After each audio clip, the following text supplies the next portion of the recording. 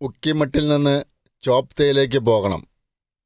സ്റ്റാൻഡിൽ ചോപ്തയിലേക്കുള്ള ജീപ്പുണ്ട്. പക്ഷേ 10 പേരായതിനു ശേഷമേ ജീപ്പ് പുറപ്പെടുകയുള്ളൂ എന്ന് അറിയിച്ചു. മണിക്കൂറുകൾ കാത്തു നിന്നാൽ മാത്രമേ ജീപ്പ് പുറപ്പെടുകയുള്ളൂ എന്നറിയാൻ കഴിഞ്ഞു. 2000 രൂപ കൊടുത്താൽ ജീപ്പ് പുറപ്പെടും എന്നറിഞ്ഞു.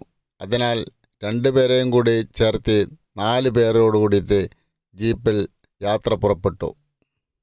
29 കിലോമീറ്ററാണ് ചോപ്തയിലേക്ക് ഉക്കിമട്ടിൽ നിന്ന്.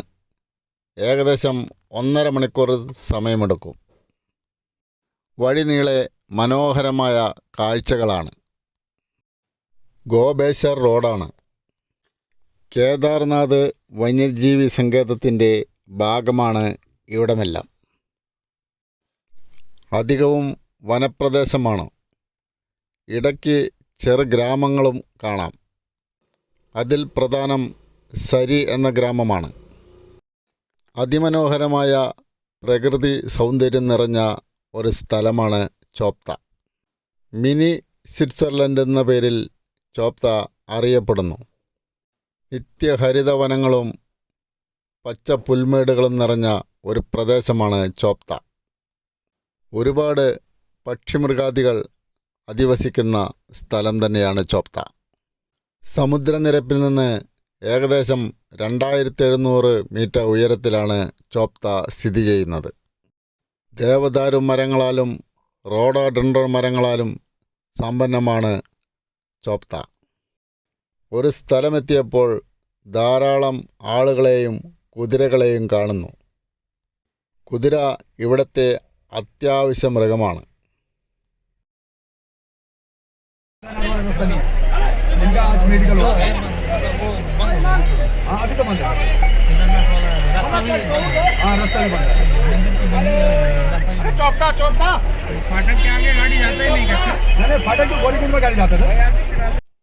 കുതിരകളുടെ ആരോഗ്യ പരിശോധന നടത്തുന്ന കേന്ദ്രമാണ് അവിടെ ഉണ്ടായിരുന്നത്. അതിന് പ്രത്യേക ലൈസൻസും ആവശ്യമാണ്. മലകളുടെ ഇടയിൽ നിന്ന് മഞ്ഞു മൂടിക്കിടക്കുന്ന ഹിമാലയം കൊടുമുടികൾ നമ്മൾക്ക് കാണാം. വർഷം മുഴുവൻ സന്ദർശിക്കാൻ പറ്റിയ ഒരു സ്ഥലമാണ് ചോപ്ത. വേനൽക്കാലങ്ങളിൽ പച്ചപ്പ് നിറഞ്ഞ് അതിമനോഹരമായി കിടക്കുന്ന സ്ഥലമാണ് ചോപ്ത.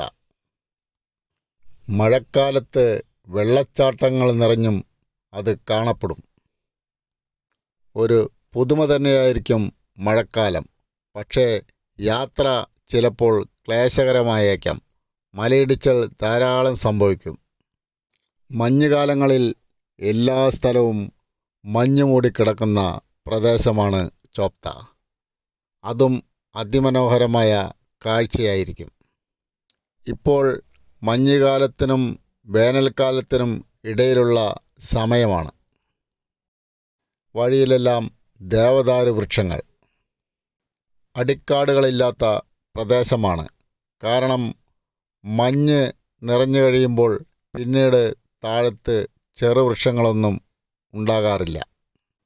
റോഡരികിലെല്ലാം അല്പാൽപ്പം മഞ്ഞുകട്ടകൾ കാണപ്പെടുന്നത് ഒരു മനോഹരമായ ദൃശ്യം. ചില സ്ഥലങ്ങളിൽ അത് അധികമുണ്ട്. മഞ്ഞുകാലങ്ങളിൽ ഈ റോഡിലൂടെയുള്ള യാത്ര അതികഠിനമായിരിക്കും. റോഡെല്ലാം മഞ്ഞ് മൂടിക്കിടക്കും. ചില സ്ഥലങ്ങളിൽ ഏകദേശം 20 അടി വരെ മഞ്ഞ് മൂടിക്കിടക്കാറുണ്ട്. അതുകൊണ്ട് മഞ്ഞുകാലങ്ങളിൽ റോഡ് ഗതാഗതം വളരെ ദുർഘടമായിരിക്കും. ധാരാളം വിദേശ സഞ്ചാരികളും ചോപ്തയിലെത്തുന്നു. പ്രധാനമായും ട്രെക്കിങ്ങിനും മറ്റുമാണ് അവരെത്തുക.